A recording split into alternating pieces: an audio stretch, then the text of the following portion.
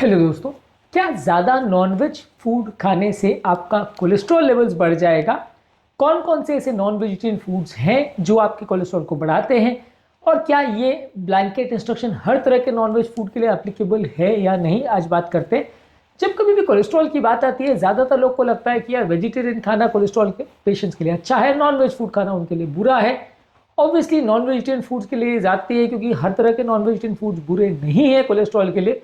एक डिफ्रेंसिएशन करना और कौन कौन से फूड ज़्यादा बुरे हैं, कौन कौन से कम बुरे हैं, ये डिफ्रेंशिएट करना बहुत ज़्यादा ज़रूरी है, ताकि उनको भी फूड चॉइसेस मिल सके और वो डिसाइड कर सके उनको क्या खाना है क्या नहीं। आज हम बात करेंगे कोलेस्ट्रॉल पर इफेक्ट नॉन वेज फूड का। टॉपिक पर जाने से पहले जो लोग हमारे चैनल पर नए हैं उन्हें रिक्वेस्ट करूँगा कि चैनल को सब्सक्राइब करें। यदि कंटेंट यूजफुल लगे तो फ्रेंड्स फैमिली के साथ इसे शेयर भी करें, ताकि दूसरे लोगों को भी हेल्थ का एडवांटेज मिल सके और हेल्थ की इन्फॉर्मेशन मिल सके। टॉपिक के दौरान कुछ इंटरेस्टिंग साइंटिफिक फैक्ट्स, कुछ प्रैक्टिकल यूटिलिटी की बातें और कुछ साइंटिफिक स्टडीज़ के बारे में बताऊंगा, जो आपको ज्ञान भी देंगे और हैरान भी करेंगे।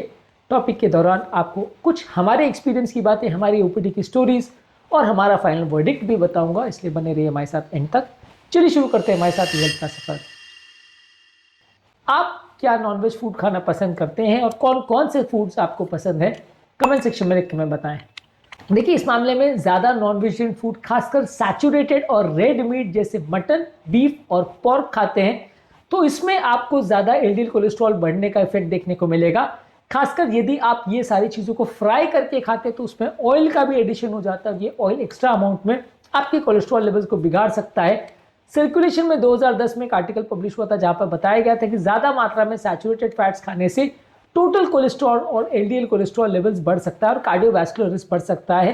हालांकि इस मामले में बहुत कंट्रोवर्सी है और बहुत ज़्यादा लोग इस मामले में इस चीज़ को गलत मानते हैं और ये मान के चलते हैं कि सैचुरेटेड फैट्स उतना ज़्यादा हेल्थ को नुकसान नहीं करता है, क्योंकि जो ये एलडीएल को बढ़ाता है या जो बैड कोलेस्ट्रॉल को बढ़ाता है वो भी दो तरह की का आता है। एक लार्ज एलडीएल होता है, फ्लफी एलडीएल, बड़ा एलडीएल जो कि नुकसान नहीं करता है, और एक स्मॉल एलडीएल पार्टिकल्स है जो नुकसान करते हैं।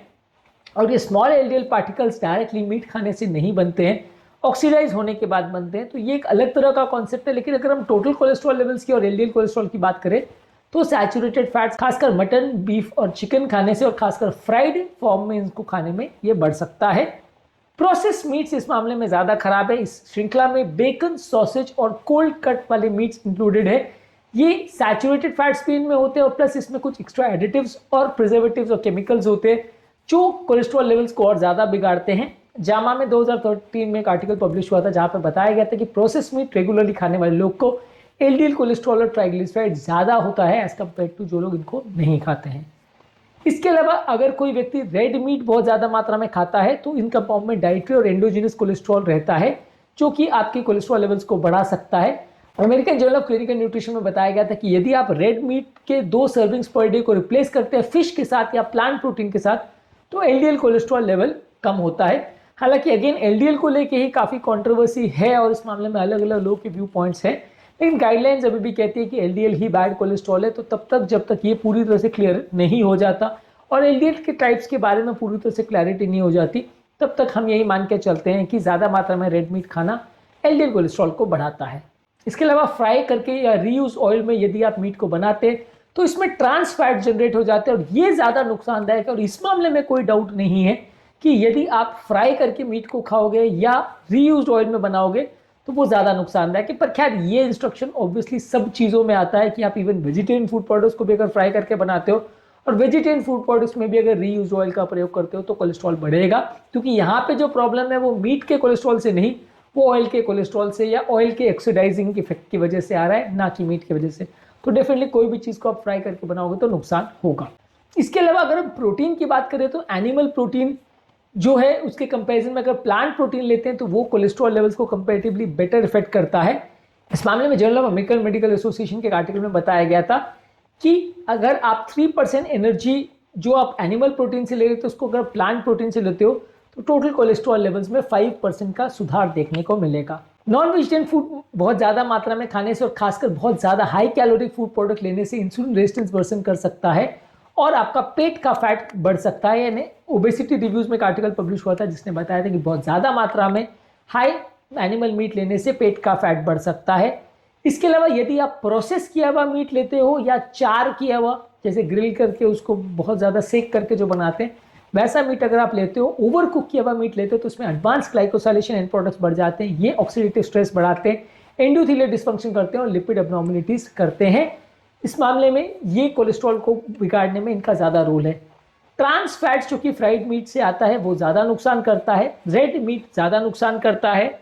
बहुत ज़्यादा मात्रा में एनिमल प्रोटीन और एनिमल मीट अगर आप लेते हो बहुत ज़्यादा, अगर वो हेवी कैलोरीज में, तो उससे भी वजन बढ़ सकता है और इससे विसरल फैट बढ़ सकता है। चार्ड मीट जिसमें ऑक्सीडेटिव स्ट्रेस को जो बढ़ाने वाले तत्व होते हैं, एडवांस ग्लाइकोसाइलेशन एंड प्रोडक्ट्स रहते हैं, वो कोलेस्ट्रॉल लेवल्स को बढ़ाते हैं। इस मामले में फिश जो है वो कंपेरेटिवली ज़्यादा अच्छा माना जाएगा और कुछ हद तक एग योग को भी खराब नहीं माना जाता। उसमें भी यही बोला जाता है कि वो फ्लफी एलडीएल को बढ़ाता है और छोटे एलडीएल को नहीं बढ़ाता है। तो इस मामले में आप ये मान के चल सकते हो कि प्रोसेस किया हुआ मीट, फ्राई किया हुआ मीट, चार और ग्रिल किया हुआ मीट और ओवर हीट या ओवर कुक किया हुआ मीट, ये सबसे ज़्यादा बुरे हैं। रेड मीट और अंडों के बारे में ज़्यादातर आप ये मान सकते हैं कि अभी जब तक गाइडलाइंस में क्लियर कट नहीं हो जाता कि सारा एलडीएल बुरा है या नहीं, तब तक आप ये मान सकते हो कि इनको आपको नहीं खाना है और कंपेरेटिवली बहुत ज़्यादा तो नहीं खाना है, क्योंकि काफ़ी कैलोरी रिच फूड प्रोडक्ट्स होता है और वजन बढ़ा सकता है। तो ये सारी चीज़ों पर आपको ध्यान देने की ज़रूरत है। फिश आप जितना भी खाओ उसमें ज़्यादा दिक्कत नहीं होती। फिश के मामले में भी कुछ स्पेसिफिक इंस्ट्रक्शंस है और फिश को पकाने के तरीकों पर भी कुछ स्पेसिफिक इंस्ट्रक्शंस है, जिस पर हमने ऑलरेडी अलग से वीडियोस किए हैं। पर ओवरऑल आप ये मान सकते हो कि ज़्यादा मात्रा में यदि आप सैचुरेटेड फैट्स वाले नॉन वेजिटेरियन फूड खाते हैं तो कोलेस्ट्रॉल लेवल के बढ़ने और बिगड़ने का चांस रहता है। इसमें भी फ्राई किए हुए, प्रोसेस किए हुए, ग्रिल किए हुए, चार किए हुए, ओवर कुक किए हुए मीट प्रोडक्ट्स को खाने में ज़्यादा नुकसान होने का चांस रहता है।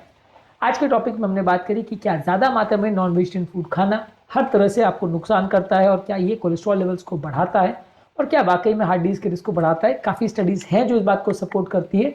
सिग्निफिकेंट इस मामले में आज के डेट में कंट्रोवर्सी है और दो अलग अलग ग्रुप्स हैं जो डिफरेंट ओपिनियन देते हैं। कुछ लोग कहते हैं कि सैचुरेटेड मीट नुकसान नहीं करता, कुछ लोग कहते हैं नुकसान करता है।